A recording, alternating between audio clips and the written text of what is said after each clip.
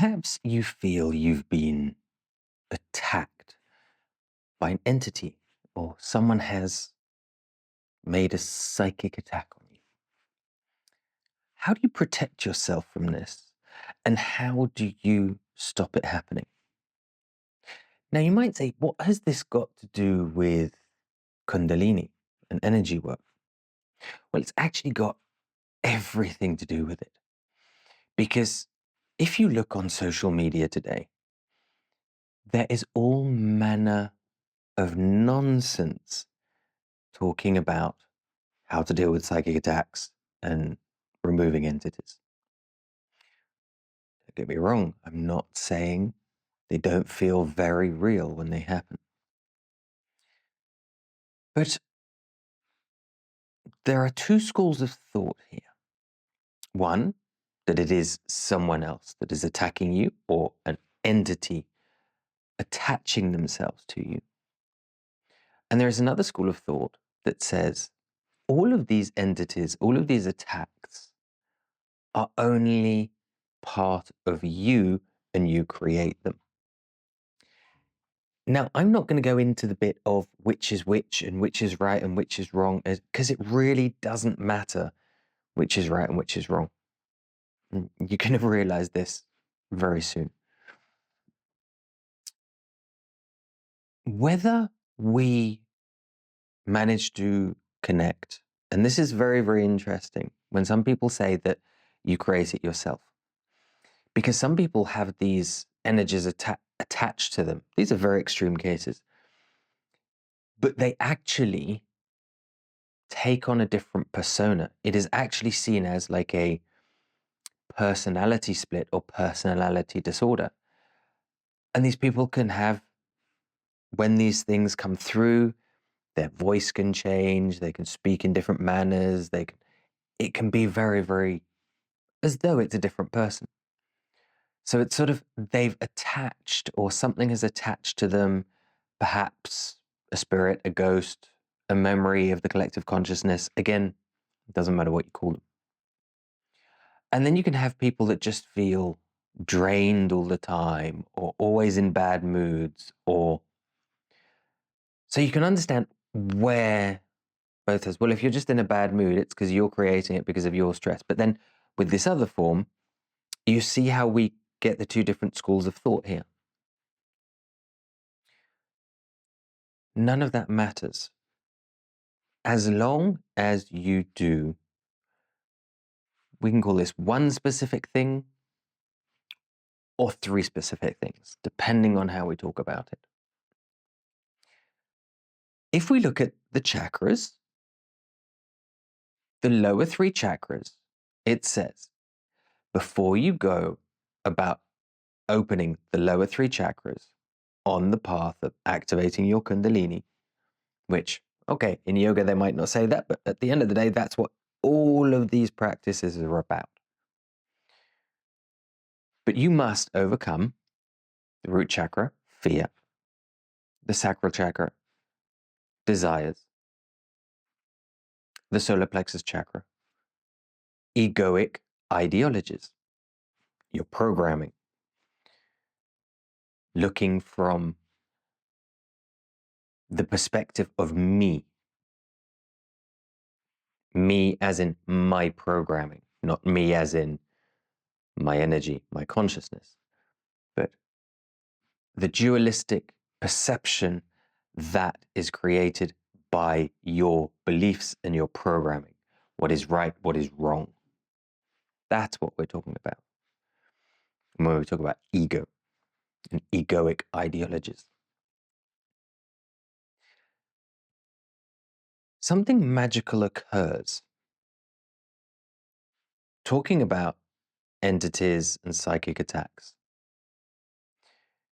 When you let go of fear, let go of desires, let go of, let's just call it ego for the point of this video.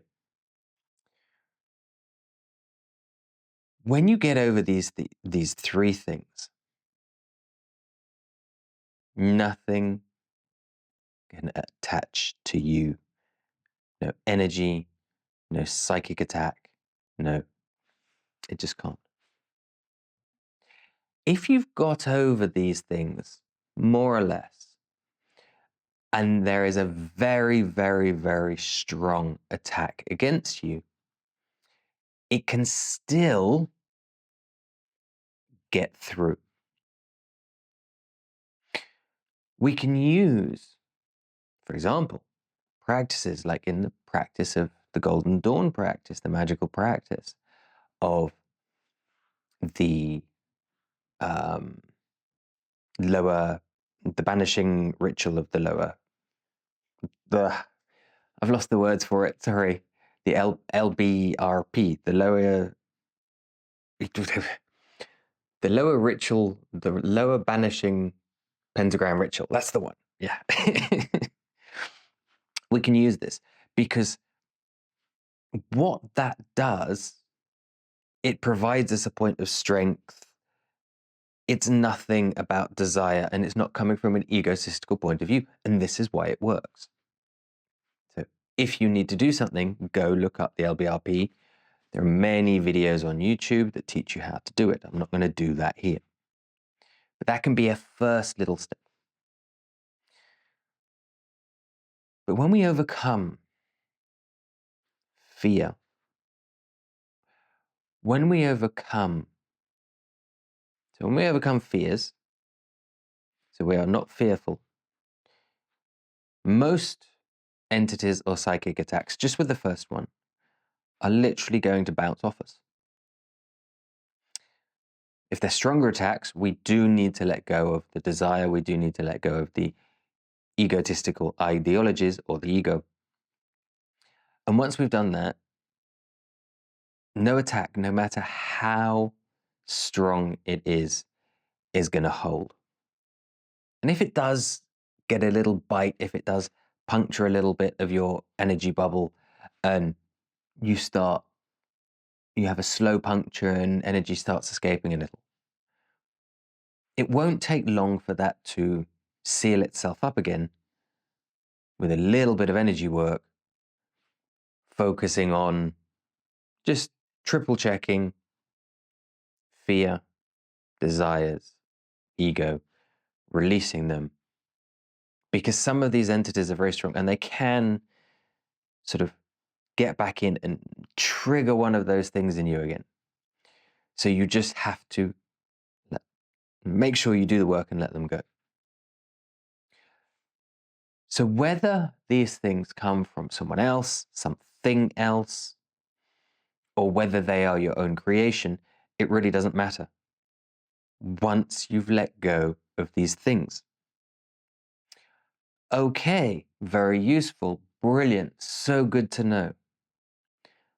How do I work on my fear, my desires, and my ego?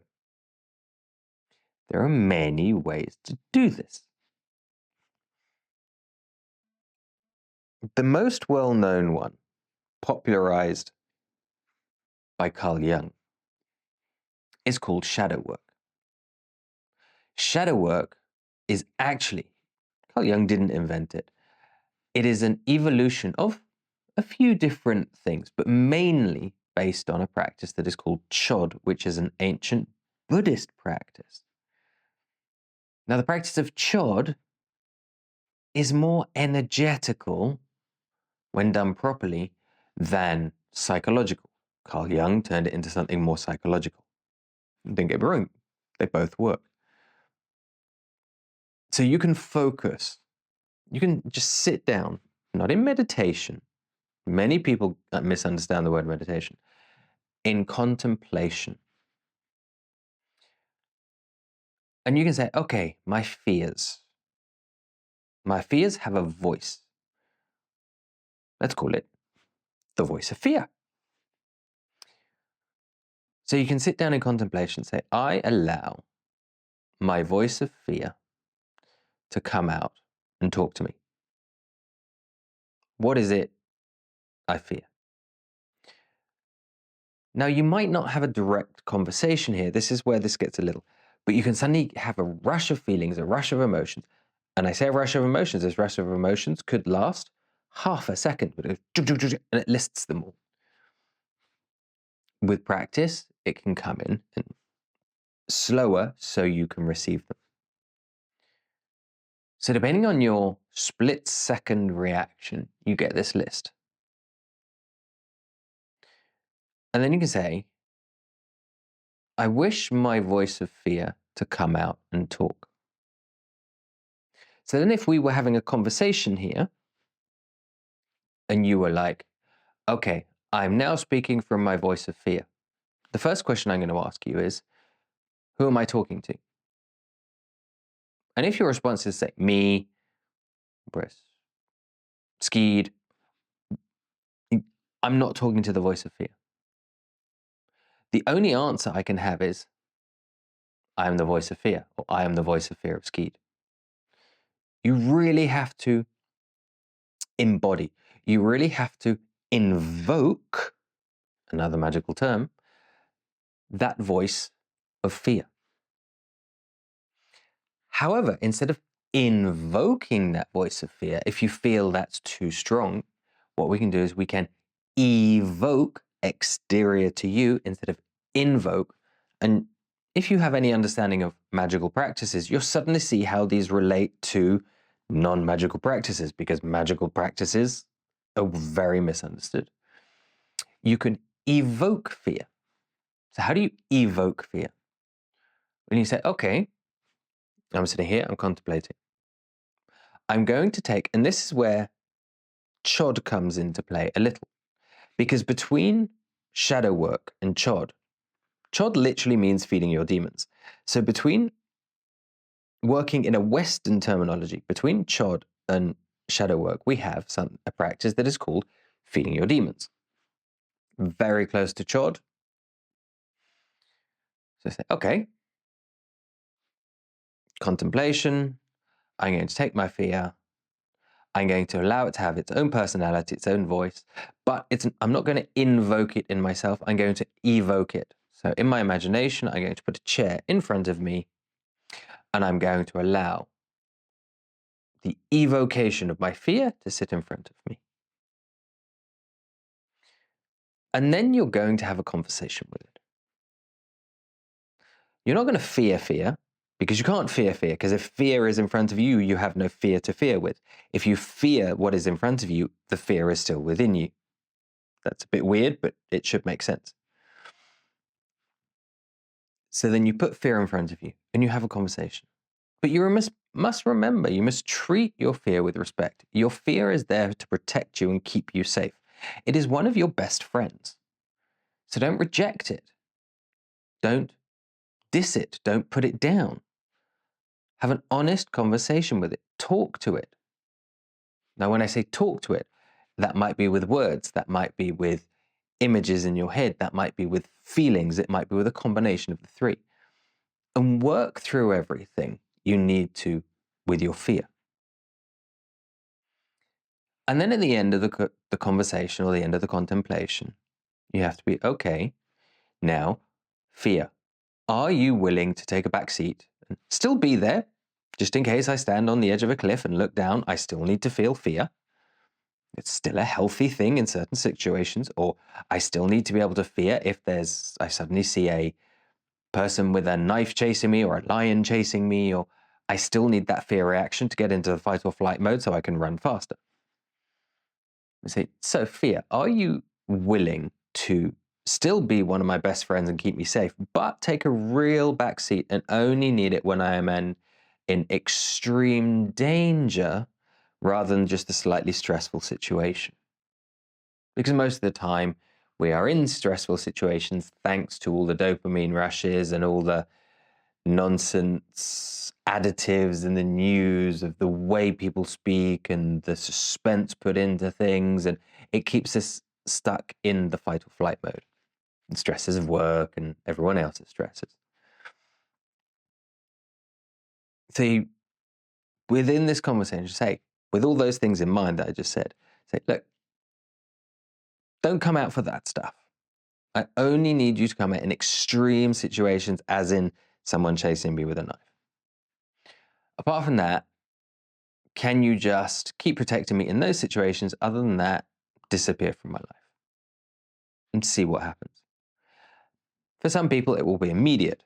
For others, they'll have to have more of a conversation. That's fine. Once we've done that with fear, guess what we're going to do next? Exactly the same with desire, and then exactly the same with egotistical ideologies, all your beliefs, all your program, all your understanding, because all your beliefs are not yours. I'm going to say that again. All your beliefs are not yours. None of those beliefs are yours. They've all been programmed into you from external experiences, whether that be your parents, your teachers, maybe school teachers, maybe religious teachers, maybe whatever, your friends, TV, good and bad. The whole idea of good and bad is programmed into every single thing you watch on television, every single thing you talk to, every single book you read. Fiction, it's all about good and bad. And what is good and what is bad? Perspective. Based on certain ideologies. So we have to understand that. We have to release those.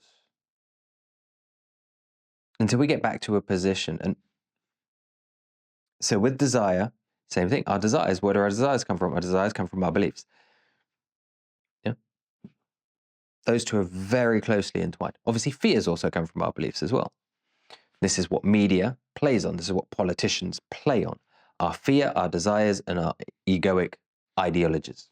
It's how they get people to sign up to be soldiers for free, you know, what's going on in the UK at the moment. And patriotism and all that nonsense, you know, no one is owned by a country, no one is, but the countries sort of try and tell you you are.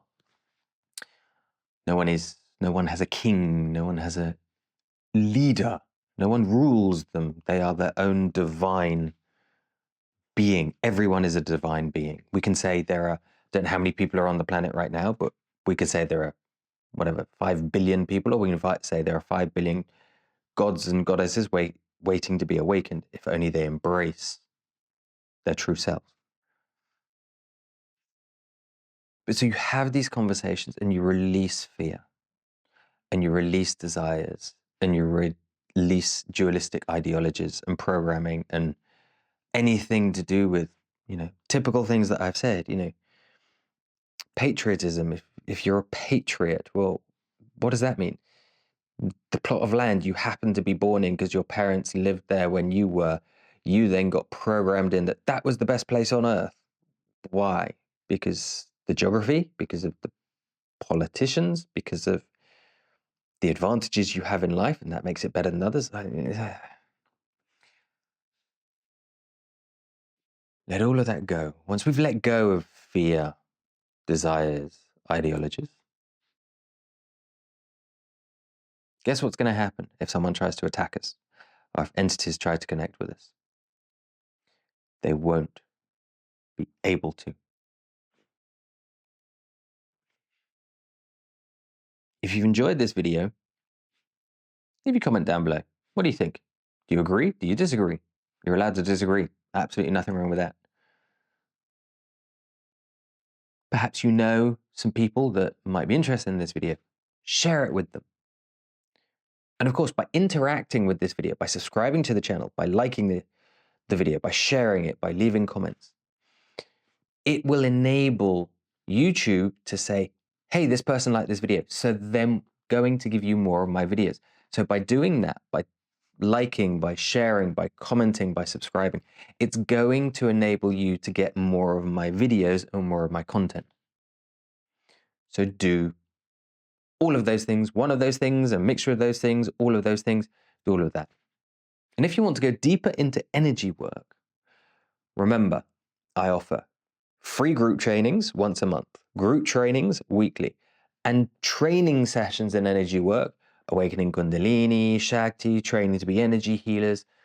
I do all of that on my webpage, theawakenenergy.com. So go check that out if you're interested. If not, I'll see you in another video.